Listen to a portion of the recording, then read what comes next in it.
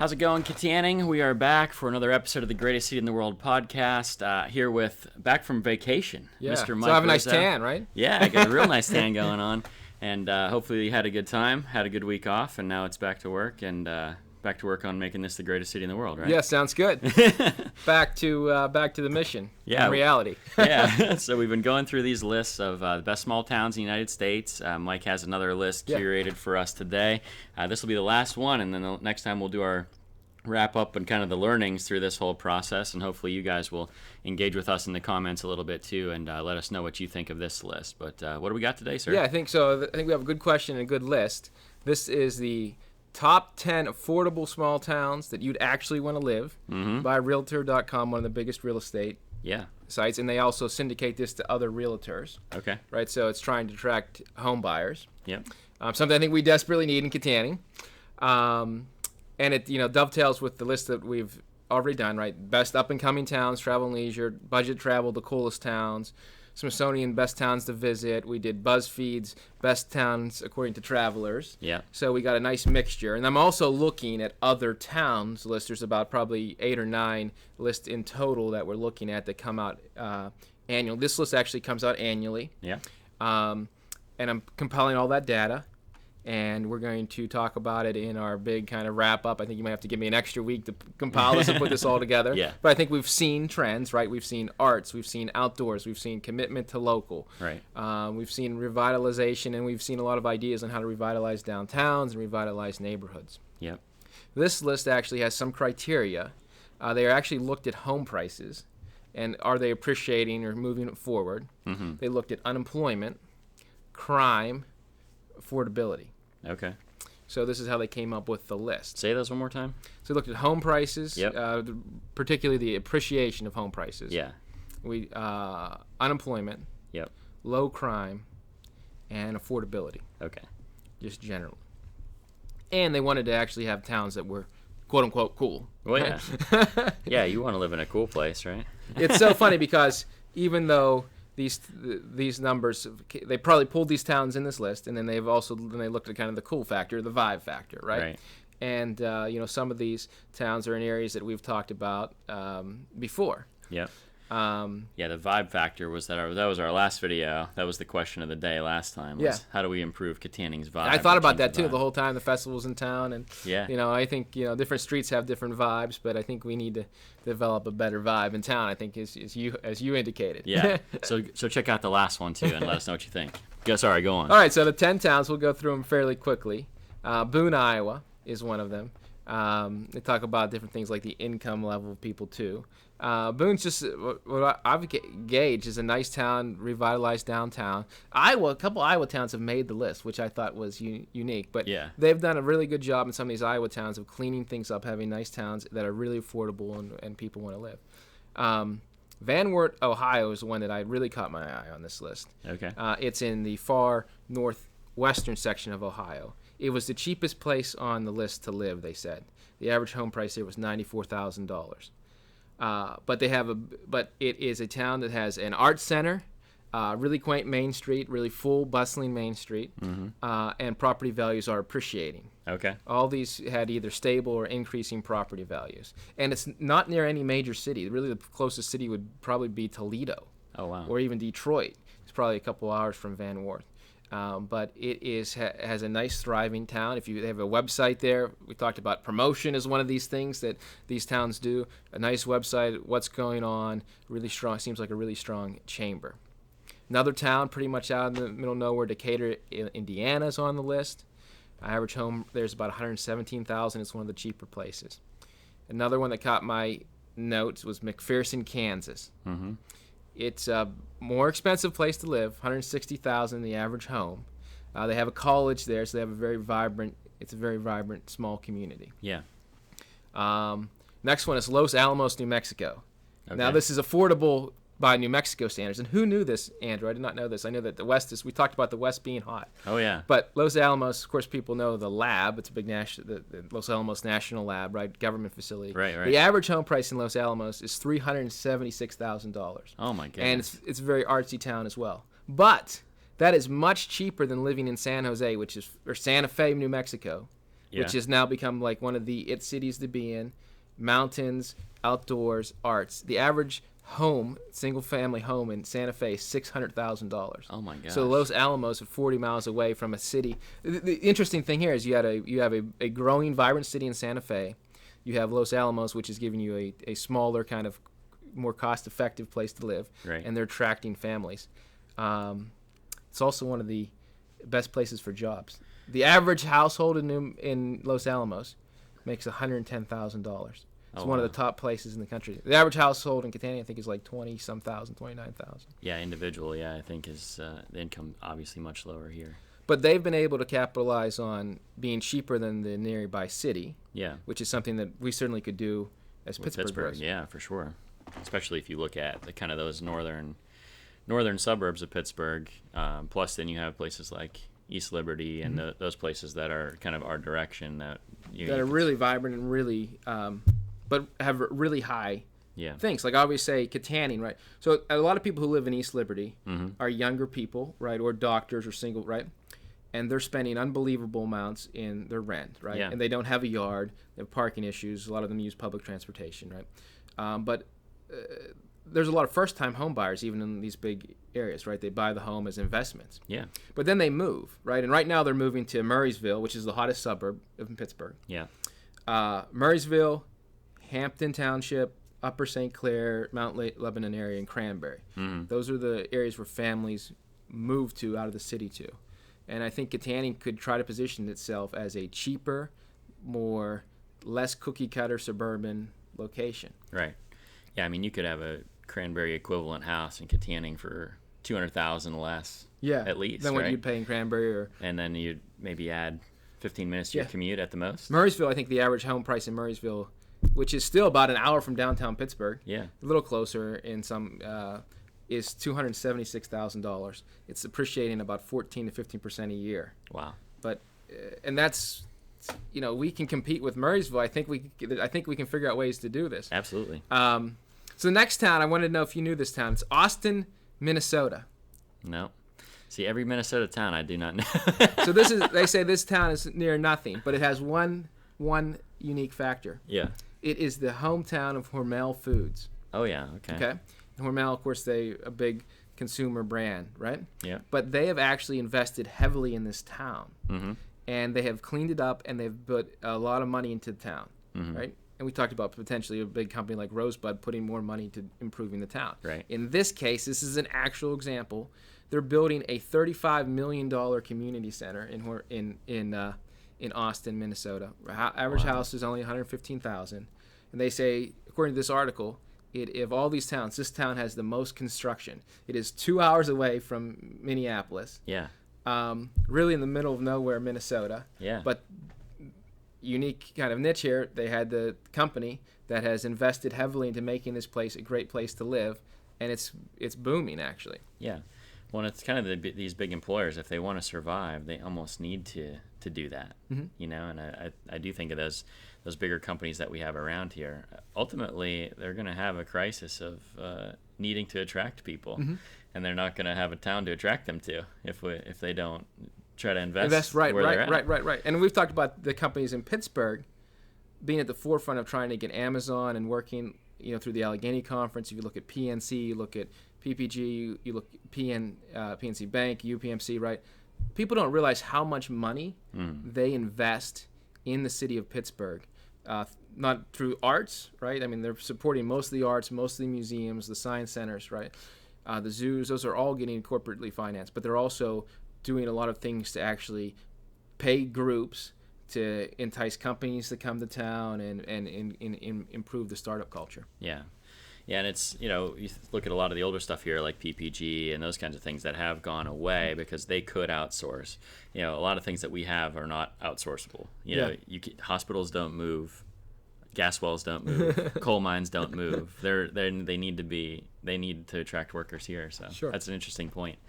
I think the Hormel, I think that's the birthplace of Spam, actually. Right, they have a Spam museum. So there's another museum. Yeah. This town, like many of these towns on this list, has a museum, and it's a Spam museum. Yeah, so I do know about Austin, Minnesota, in retrospect, but I know it as the place of the Spam museum. Yeah. Williston, North Dakota is really the home of the kind of this oil boom. Yeah, and I know Williston. It grew really big, but the average home now, is now over $250,000. Yeah. But I understand there are some challenges there, but they really like that the value you get there. Yeah, that's like the home of the Bakken shale oil boom, and it's crazy money in that town right now. Go ahead.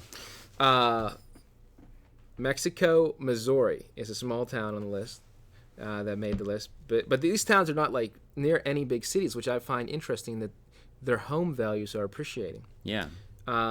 This one is another one that I think you might know of in your neck of the woods, Merle, Wisconsin.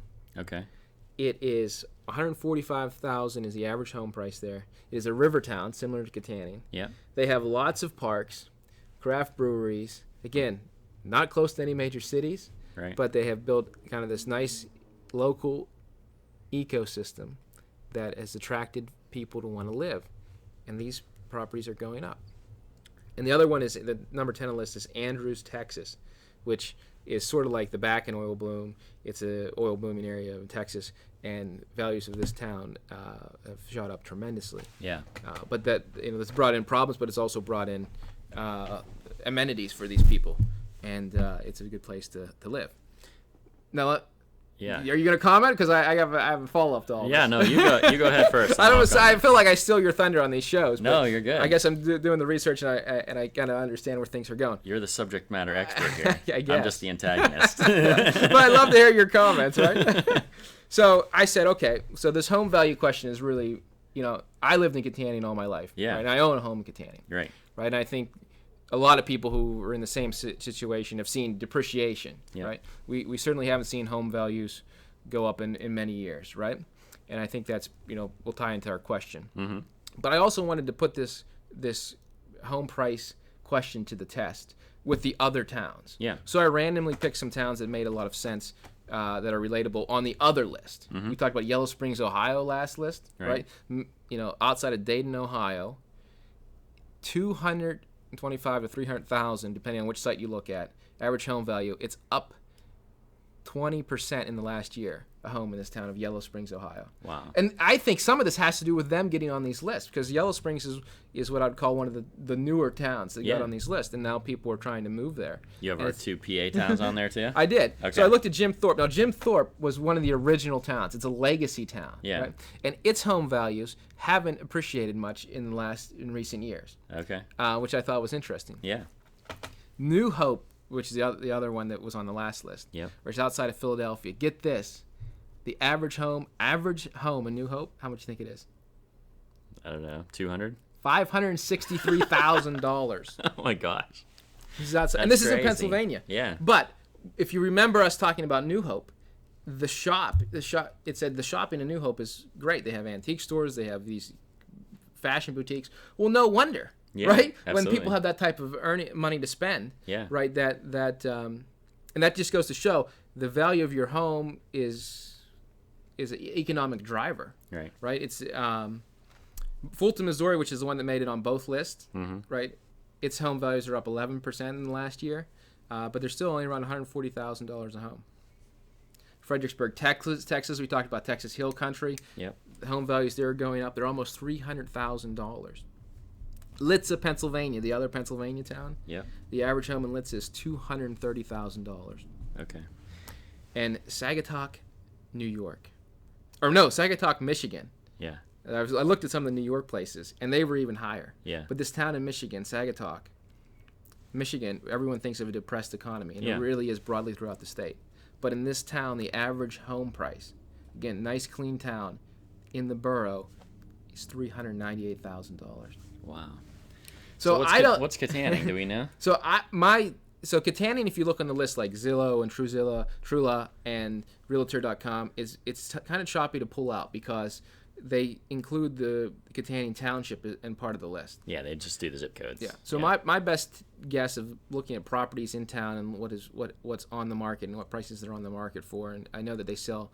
A couple lists have mentioned Kittanning values Kittanning's homes actually sell below list value typically. Yeah.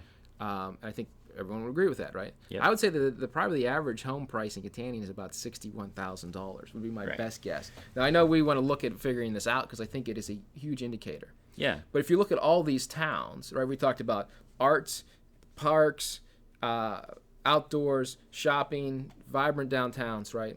But at the root of them, they're places that people want to live and people are paying a premium to live. Well, right.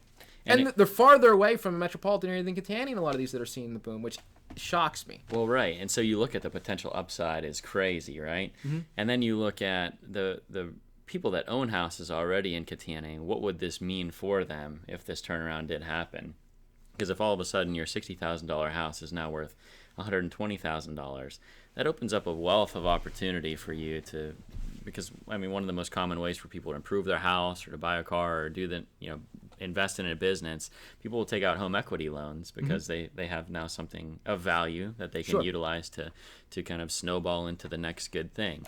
And so to create that kind of personal wealth in our town over the next, 10 years, whatever that looks like. Well, no, 8 years we only have. So but huge potential upside there, because if you, I don't know, what's Cranberry's got to be $350 as far as average home price there. If we could even become half of that. Sure. If we can show growth. I mean, I think the first step is to show growth, right? And I think we got to figure out some things. I mentioned like the zoning in Kittanning is really bad right now, and recommended that it needs to be rezoned professionally. Yeah. As something that would give people peace of mind to buy in Kittanning, right? I think if people assume that the streets are going to be paved, right, that their services, there's different things that in some areas of the town can do, and then if their neighbor's going to keep it up, their house clean, right? I mean, that's going to encourage more investment, and that's going to bring up property values. As we said, with all these towns, a lot of these towns have put strict regulations or have done a really good job through public and private to clean up bad areas of town, right? I looked at Paducah, Kentucky, right? And to fix problems, to have these places that people want to explore. Yeah. And that has risen property values, and that has attracted people. Yep. Because if you think about it, if your people are coming to your town, that's going to potentially be home buyers, and it just has built this ecosystem that has built these towns up. Yep. So a town in the middle of nowhere, Wisconsin, can have property values 5 times greater than Kittanning. Yeah. I mean, this is why I'm so obsessed with Blight. And right. I figured you'd be all about this because it really dovetails with Blight. It absolutely does, because we're literally just talking about this yesterday. There's a couple places on Hawthorne Avenue. On the one end of Hawthorne Avenue, there's two the biggest pieces of Blight right next to each other. The whole street's beautiful, okay? You look at half the street, it's like quintessential America. Houses are well taken care of, it's fine. This other end, you have 2 houses there, and it destroyed the entire street. And so you think you have a house on one end, it's worth $70,000. If you put that house on the other end next to these 2 houses, it's worth 10. I mean, you wouldn't be able to sell it because it's next to these 2 houses. You'd have to literally give it away. And so this is why I'm so obsessed with codes enforcement and so obsessed with Blight, because it's such a drag on the economy that if we can't figure this out on a local government level and figure out a way to get these properties moving in the right direction, we'll never raise home values. Right. It just can't happen. And I don't think we can be considered one of the best towns in America. Yeah. With declining home values. I think totally it's agree. Almost the elephant in the room Yeah. in Kittanning and much of Armstrong County. Right. And I just don't know. I don't know. I don't want to put anybody down or put anybody on the spot either. But I don't think we have a full comprehension of putting $10,000 into codes enforcement might literally mean $25,000 to every house around them. Sure. And so putting $10,000 in might mean $200,000 to a block. That means so much money, so much to those families, or to those landlords or whoever, that they can then use that to hopefully then improve their properties too. So I don't know. I just think every dollar that we spend on codes enforcement or blight remediation is multiplied by a factor of 10 probably. Yeah. Well, I think you've seen these towns make investments, and it's come good. Yeah. But they were smart investments. Yep. And they had strategy and long-term vision. Yep. And it's come good in the value of property in their towns. Yeah. Well, that's exactly where I was going to go next, is you and I have talked about that a lot. You have to have a strategy, and we have to have a grander vision, so that when you're making these hard decisions, you're not just making people angry. Sure. You have people will be less angry if they know, hey, this is happening because in the long term we want to raise house values by double, or we want to be able to draw this many employers or this many tourism dollars, or whatever that looks like. It becomes a lot easier to stomach hard decisions in the short term if you know that the long term is going to be a lot brighter. Yeah. So I'm 100% on board with you on that. I was asking about the four things in the beginning. Yeah. Talked about home prices. We talked about that extensively. How do we know how we compare unemployment-wise and crime-wise versus some of these places that are booming around us? I think of the Butler area, the Cranberry area, those kinds of things. I mean, I'm assuming our unemployment rate's fairly close. Our unemployment rate is fairly close. It's a little bit higher. It mostly goes by county, the data that I've been able to get, right? Armstrong County is a little bit higher. Yeah. But we're not attracting people. If you look at the good high-paying jobs, right? Right. The people in those areas are moving to the Murraysvilles of the world, the Peters Townships of the world, right? Mm-hmm. Because they're spending a lot more money to do that. Yeah. But they're in an area that's growing. There's different reasons why they're doing that, right? But unemployment, I think, if we start marketing the town right. I think you're going to have employed people move in is a goal. I think crime is an interesting thing because the numbers are pretty sketchy to find. Yeah. But I think Kittanning, I always said, hey, I was only interim mayor for 2 months, right? But one of the things I wanted to do is crime went down. Yeah. And I don't know why it went down, other than I talked about wanting to be a little bit harder on some different things. But if I would love to see us put more of the crime statistics out there. Right. And do more to actually fight crime. I think, based on what I've seen, is our crime statistics are actually much higher, not horribly higher, but higher than Murraysville, Hampton, Cranberry. Okay. Things like property theft, things along those lines. I'd guess it's a little higher just because of the compaction of where we're at, but sure. And I'd guess it's a little lower than places like East Liberty or something like that. I don't know. It depends. A lot of the crime in Kittanning comes from rented properties. Yeah. A lot of the police calls end up at rented properties, or that's where, so I think improving some of that, right? Yeah. would improve some of the different things. Yeah. But yeah, I think as maybe a side project or a side task force might want to look at some of the things we could do on crime, because it is factored into a lot of these places where people want to live. Yeah. And certainly we want Kittanning to feel safer and be safer, right, to live. It'd just be really interesting if we made a marketing video for Kittanning and had kind of side-by-side statistics, Cranberry, Murraysville, and Kittanning, and just here's the average home price, here's the unemployment rates, here's the crime rates, and here's how affordable it is to live. Sure. I bet you would show differences of, over the course of 10 years, $500,000 for every person if you looked at those things and say, hey, yeah, is it worth it to come and take a look at Kittanning? Yeah. Why don't you come and visit visit this coffee shop and kayak on the river and do all the great things that are going to be here in the next 8 years and buy a house that you can live in. Yeah. That buy has space. You could pay cash for it with what you're going to put your down payment on the one in Cranberry and be free and clear. Which is and and I always said if it's a moonshot idea, we need to think about light rail to Pittsburgh. Yeah. And you talk about tripling property values overnight, that would do it. Oh my, yeah. Even connecting the trail to Pittsburgh would do things for property values. So I think property values needs to be on is certainly one of the main things that we need to solve for over the next 8 years to make Kittanning one of the best places to live in. Yeah. One, it's going to be a definite indicator of are we succeeding or not. Yeah. I think if you see some of these things start to turn around, you do clean up Blight and the drug problems abated and the downtown fills up, I think you're naturally going to see, as vacancy rates go down, property's going to go up. And obviously the more Blight I think Blight's just so key to this thing.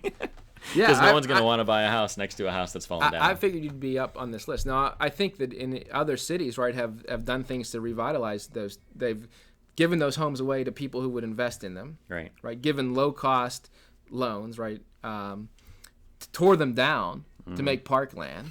Yeah. And have done different things to get rid of their blight and improve neighborhoods.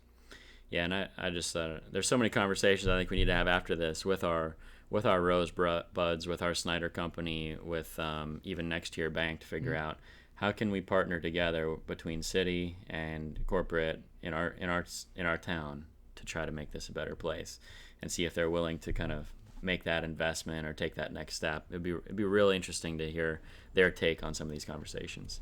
Awesome. Yeah. So the question of the day. Yeah, let's do it. Is what what would make Kittanning a better place to buy a home? Yeah. To buy a home in Kittanning Borough, what would you want to have happen? Yeah. So it's like, and you could give us a whole list if you want to, but give us your number one for sure.